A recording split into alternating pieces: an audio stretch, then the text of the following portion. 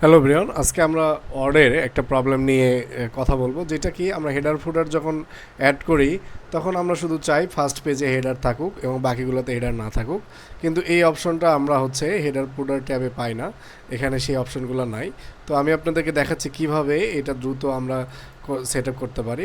তো এটার জন্য আপনারা কি করবেন, সেকেন্ড পেজের প্রথমে কার্সরটা রাখবেন। রাখার পরে আপনারা এই যে আমার কার্সরটা দেখতে পাচ্ছেন একদম শুরুতে রয়েছে, দেন লেআউটে যাবেন, লেআউট থেকে দেন যাবেন ব্রেকের পরে কন্টিনিউয়াসটাকে ক্লিক করে দেবেন।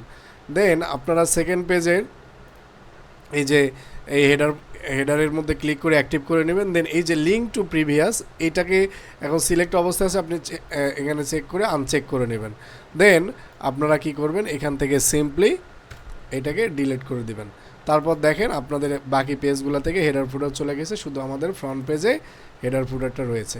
তো এভাবে চাইলে আপনারা কি করতে পারেন, শুধু প্রথম পেজে হেডারটা রেখে বাকি সব পেজ থেকে হেডারটা রিমুভ করে দিতে পারেন। ধন্যবাদ সবাই।